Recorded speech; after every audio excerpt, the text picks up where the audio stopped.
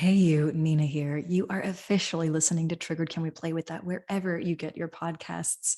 You might also be watching us on YouTube. Welcome to the show. Now, if you are a new listener, or an old listener, you know that we are dealing with transforming hard conversations into teachable moments. So we're playing with really challenging, sticky, and uncomfortable things. And because we're playing with them, it makes them, dare I say it, playable. So, as we move forward in today's episode, we are consenting to play with a topic that make it hard, make it sticky, make it uncomfortable.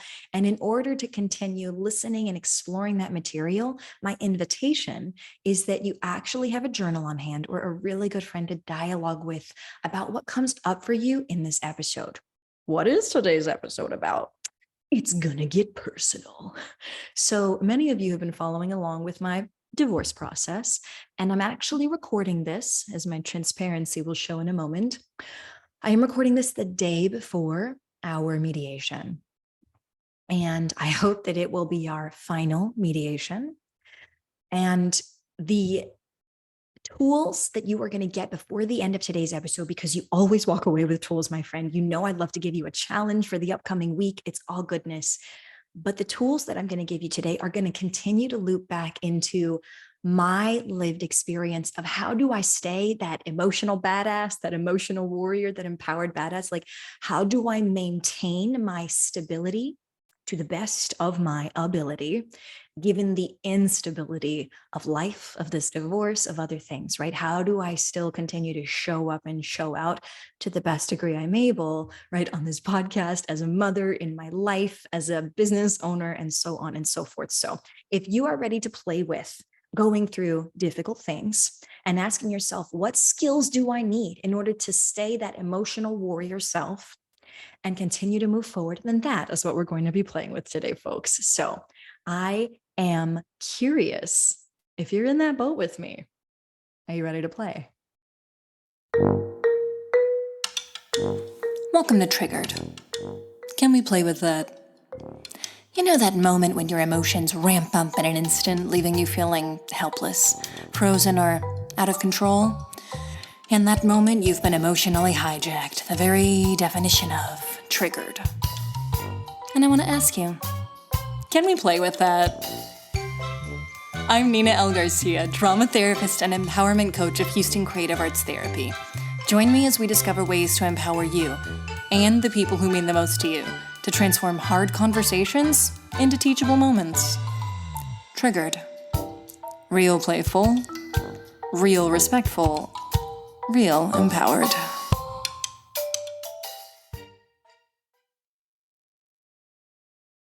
Let's take a breath.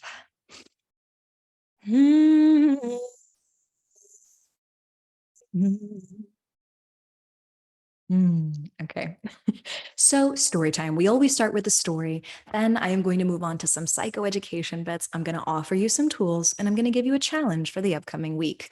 And in this case, it may really be like the upcoming year, but I'm going to challenge you to just focus on it the upcoming week. So, let's get in with the story time. Many of you know, right? I'm going through this divorce process and I have mediation tomorrow. Here are some things you may not know that add stress to this plate, right? The divorce has been going on for over a year. I ended up having to get counsel, did not have at the beginning, ended up getting counsel. Partner did not get counsel for months after. So that was its own trial and tribulation. The divorce, I could buy a new car with the cost that this divorce currently is, right? Currently is.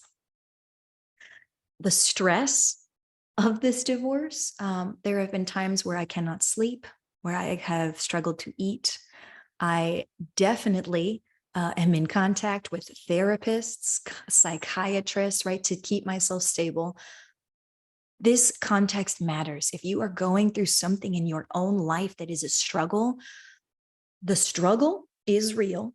What are you doing to support yourself? Do not avoid taking care of yourself with these things.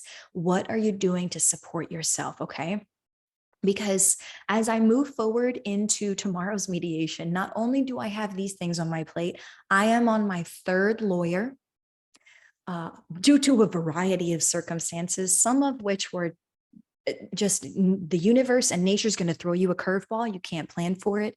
Some of it was people dropping the ball, right? And the need to switch out and to find new counsel because the lawyer didn't do what the lawyer was supposed to do. Okay. We will definitely talk more about that in some future episodes. For those of you who are like, I'm new to the divorce process, what should I be looking for with divorces? I have learned we'll get a professional on and we'll sort of field some of those things in the future, but let's not move too far away from those of us who are going through stress. You're moving through it. How do you stay that emotional badass, right? How do you stay your emotional warrior self and still be empowered as you do it, right? Even with all of this on my plate, I can tell you, I still love my life. I still have things that are beautiful in my life, despite the very, very much ugliness that is present within the life, right? So, how do we do this? How do we focus on that? One of the things that I want to start with is for most of us, it is so hard to even see the light. What you say is, Nina, I can't see the light. I can't see beyond this. It's just too much. It's overwhelming. The stress that you're going through may be overwhelming, right?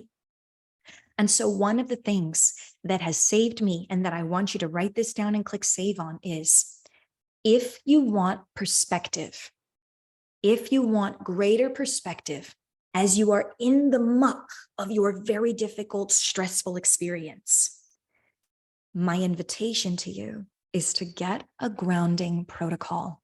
If you don't have a grounding protocol or are not familiar with what I'm talking about, I'm going to put this link in the show notes to a previous podcast episode we did where I said, here's my grounding protocol. Come develop your own, right? This invitation to be able to bring yourself into the here and now. When we are stressed out, overwhelmed, dealing with a lot, often what we're struggling with is the feelings that are also present, creating a lot of discord in the brain, making it very noisy, right? The feelings that are present, because while the stress may be present, the feelings are due to things that have happened from your past. Yes, we're drowning in things from the past, or you might be future tripping and feeling the pressure of, I've got to get there. I'm not going to make it. I've got to get there, but I'm not going to make it, right? Neither of which are helpful. If they're adding too much pressure, you'll just be distressed, right? So we don't want you distressed. I want you to be as grounded as possible. So again, write this down. If you are struggling with perspective, you feel like you cannot see beyond the blockades or the curtains or the walls that are in front of you, develop a grounding protocol, because what that grounding protocol does is it brings you into the here and now. What's often in a grounding protocol? I'll share a little. A grounding protocol may often involve a breathing exercise. And I'm not just saying some whoa breathing, get you zen on exercise, friend. I'm saying being able to control your breath in such a way that you feel like an emotional Jedi. You're like, oh, I can feel my body now. Oh, my stress is decreasing, right? Or my experience of that stress rather is decreasing. I'm feeling more regulated. I'm feeling more in control of my body in this moment. I can feel, right, literally the ground beneath me, the air around me. I am grounding in this moment. It's all about the here and now. So that's what a solid grounding protocol may begin with, you controlling your breath. It may involve you physically getting your body involved, right? Actually engaging your arms to be inhaled on the inhale on up and exhaled on the exhale to back down, right? It may involve you noticing things both internally and externally. If you're familiar with mindfulness, this may be a great time to, after you control that breath, engage in a mindfulness practice, right? About you and your surroundings in that present moment. Mindfulness grounding might involve looking around at your environment and saying, in this moment, the sky outside my office is gray, with little to no definition in the clouds. Actually just looks like a blanket of gray with green trees and foliage, disrupting the gray around. And then I take a breath in and I exhale it out. Yes. And then I look at something that maybe I can taste, right? Not look at that, right? Maybe I have an orange near me, which I do, right? And I really focus on, it tastes sweet, it tastes tangy, right? And I'm grounding and being mindful in the here and now. Your grounding protocol, in order to give you that perspective, Your body has to know you're safe. So when you ground, it says, oh, wait, we do have control. You mean we're not in danger and totally need to dissociate or wild out right now? And your answer will be, no, we do not, because we are safe enough to ground in this moment. Okay. Now, of course, I don't know the context of your situation, so please do be safe enough, right? Physically, right, in your environment. Make sure you're safe as you ground.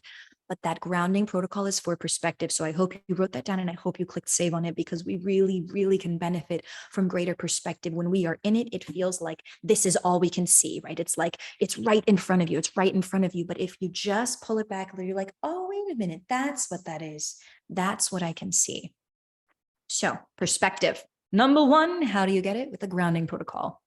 Here is my next tip. I'm going to give you three if I haven't told you already. My next tip, again, I'm going to put this one. We did a podcast on this one. I'm going to put the link to this one in the show notes as well. Control what you can control. My friend, we cannot control everything. I wish that we could, but we cannot control everything. Now, there may be things that you don't even realize or haven't thought of before that you actually do have control over. And so my invitation now is control what you can control. How are you going to do that? Here's the skill. You are going to have a before, during, and after plan. Okay. What does that mean, Nina? I will tell you. You have some upcoming stressful event. Like me. Again, I'm going to dial back to that story, right? The story that I have, right? The mediation story, excuse me. So my before, during, and after plan, I have mediation tomorrow. My before plan should be for me to funnel excessive energy that is not helpful for me out and to help me ground foundationally, okay? To help me stabilize and to get out extra energy that might dysregulate me. That's what my before plan is. So tonight, before I go to mediation tomorrow, tonight, what am I doing? I will be engaging in some delicious chocolates, which will bring me joy. I will watch a movie, very intentionally choosing which movie I'm going to watch to intentionally put me in a space of calm, at ease, and joy. Okay. In the best degree possible that I can. I will likely engage in some yoga before bed to help my body settle so that I can ideally have a good night's rest. I might choose to engage in some melatonin spray to help me sleep more soundly throughout the night, again, to ensure I got a good rest. Do you see where I'm going with this, folks? I will not be adding anything new or stressful onto my plate today because, you guessed it, that is not going to help me stabilize, ground, replenish, or funnel extra energy out, right? That's my before plan. I encourage you to make your before, during, and after plan before your next stressful event. Okay. So that's my before plan. What am I planning to do during mediation? You better believe it. I have a breathing practice. I've got a 4 square breath. I know how to do a grounding breath in one moment. What is that for? For me to stay stable in the midst of stress. Okay. I have no idea what's going to happen. In fact, just got an email. It's no longer in person, which is where I do best. It's online. Oh my gosh. Right. So my anxiety ticked up about that. I was like, take a breath, Nina. You can't control that. And what are we focusing on right now? Controlling what you can control. I cannot control how people show up tomorrow, what the weather's going to be like, or the fact that it's online now. What can I control? My ability to do things, my ability to say, I know this, right? During mediation, if I need to take a minute, I am going to explicitly say, I need to take a minute. Why am I going to do that? Because I need to reground to be able to show up in the moment. Yes. So I have things that I'm doing during this and that I've planned ahead of time in order to function effectively. You better believe my outfit is planned for this event. Why? Because I want to be comfortable, not worried about, am I uncomfortable and like fidgeting and all sorts of stuff. No, I'm going to plan it down to the outfit, down to the shoes that says, how do I show up as my best possible self tomorrow? By really thinking about this. What am I having for breakfast? Making sure I take my medication, right? All of these things, which are incredibly important to my stability during the stressful event. I also have planned, I told you this is a before, during, and after plan, right? After the event, already set up, already planned. However long this mediation goes, maybe it only ends up being a half hour, maybe it ends up being a full friggin' day, right? After this mediation, what is my plan? Nina, have planned to spend time outdoors. If the weather is permitting, go for a run, plan the run. If you don't need to have that run, you will have planned a hike, preferably through the local memorial woods. Yes, so that I can be around nature, be outdoors. I'll have been cooped up online all day, right? These things leave you vulnerable, folks. That is why you want this before, during, and after plan. You're controlling what you can control when it comes to vulnerability, okay? So I have that plan set up. My favorite meal tomorrow. I'm not going to cook for myself if I can help it, right? I am going to say, wow, do I have a favorite meal that a local restaurant provides? Absolutely, I do. Is that going to help me feel more stable, knowing that I don't know how I'm going to feel at the end of mediation tomorrow? I could feel great. I could also feel terrible, or somewhere in between. But what am I going to do? Again, folks, control what you can control, right? Control what you can control before, during, and after plan. You still with me? I hope you're clicking save on this, y'all, because it's gold for all my emotional warriors out there. Okay. Then let's say we move into this third skill that I'm going to offer you. Excuse me. The third skill that I'm going to offer you is to say to yourself, right? This is something that already we have. You want perspective was number one. Control what you can control is number two. Number three is this is temporary. Okay. And what is the skill that you are going to use to remind yourself that this is temporary? You are going to instill hope in yourself by finishing this sentence. I'm looking forward to ... This is so, so important, and people minimize this all the time. So hear me out. This is, of course, an offering on the table between us. You don't have to take anything I say in this episode, but please hear me out when I say this is what I use personally, and it's what I also support clients in using. You get it here for free. This is temporary. When you say this to your brain, to your body, to yourself in the moment, it reminds your brain that this is not going on forever, that this is livable, that you do have capacity for this, that people have done this before and they will get through it again. And in fact, this will not go on forever. And your brain needs to know that. It needs to know this isn't going to go on forever, right? It's a lot. It's a lot. And it is not forever, right? In the case of at least the context of my example, right? So when it comes to you really thinking about these examples, we'll get to you in just a second, right? This is the context of your example. So I'm going to still give mine. If this is temporary, is the third skill, right? If it's the next skill that you are ready to use and you want to get your brain online, you are giving it a container. It says, this is time limited. We can do this. Okay. You are going to finish the sentence again. I'm looking forward to. So when I think about how I have felt, how I have spun out, absolutely how I have been triggered by this process, some of which you all have seen and experienced and I've shared with you, and a lot, most of which has been private and privately experienced by me and some of the people closest to me, right? So when I think of the sentence, I'm looking forward to, this is when I feel like, oh my God, what is the point? Why am I even doing this? I don't want to fight anymore. I want to give up.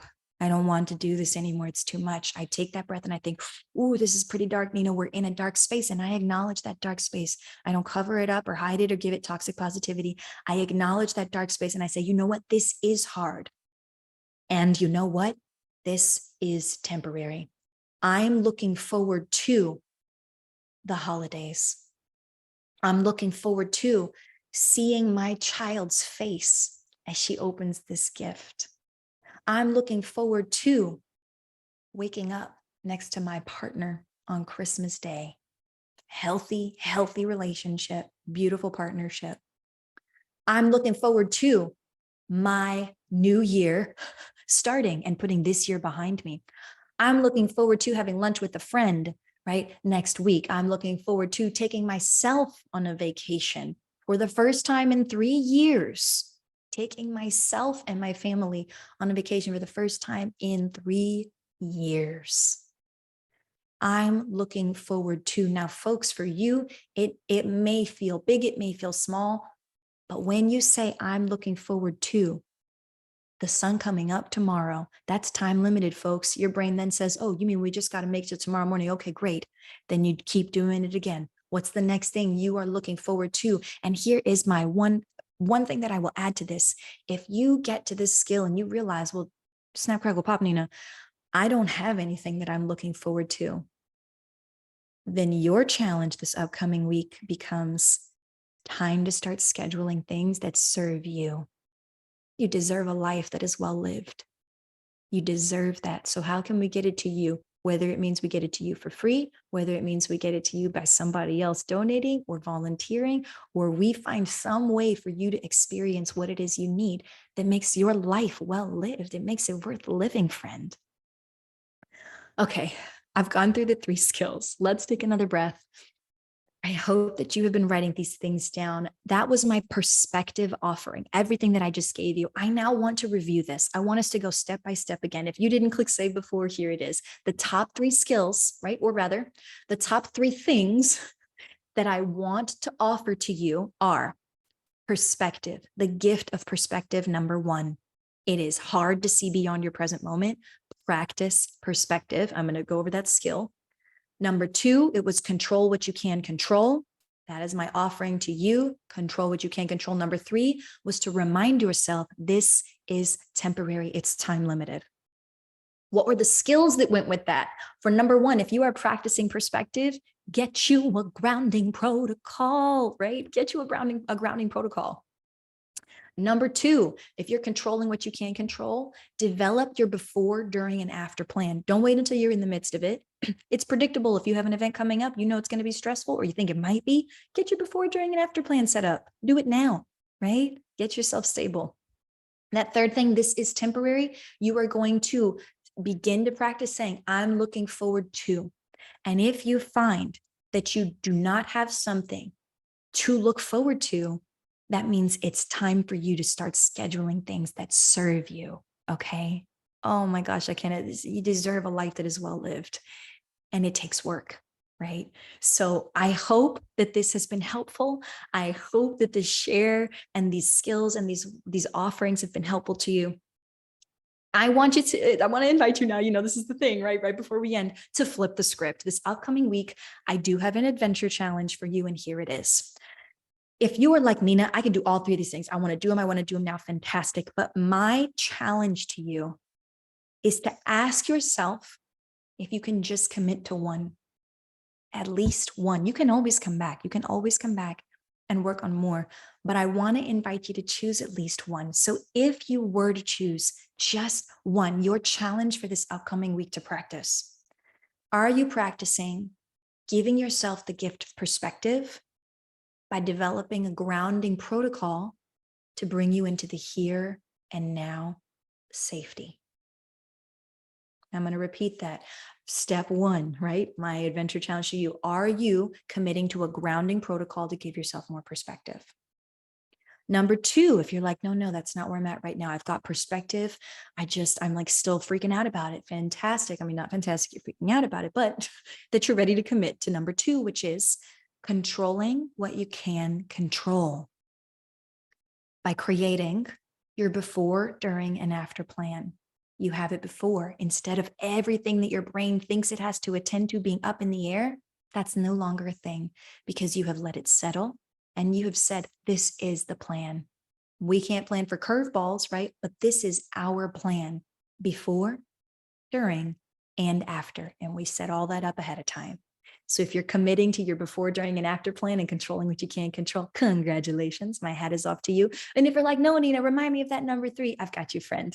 If you're committing this upcoming week to remind yourself the time limited bit that this is temporary, fantastic. The skill that you're going to be using is saying, I'm looking forward to, and completing that sentence. I'm looking forward to. And if you don't have something that you're looking forward to, that means you need to plan something. Then that would be your challenge. What is it, Nina, that I need to plan? Looking up next week's movies. I'm looking forward to seeing what's coming out in theaters. I'm looking forward to see what's happening in January. I'm looking forward to seeing whatever that thing is for you that is a value add to your life. It needs to be on your calendar, friend. You have a life that is worth living. Let's make it so. Okay. So those are your challenges for the upcoming week. Technically, it's just one challenge, right? But those are your skills to potentially commit to the upcoming week. That is my challenge to you.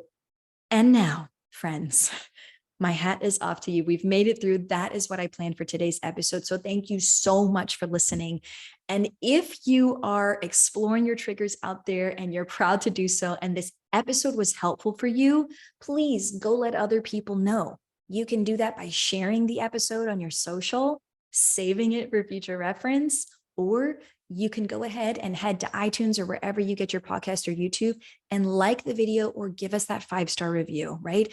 Also, tell people which episode you listened to, right? This episode was really helpful for me. This is why I'm giving it 5 stars, right? Every episode is not going to help every person, but oh my goodness, gumdrops, y'all. If you found an episode that helped you, please share it, friend. Pay it forward. Okay.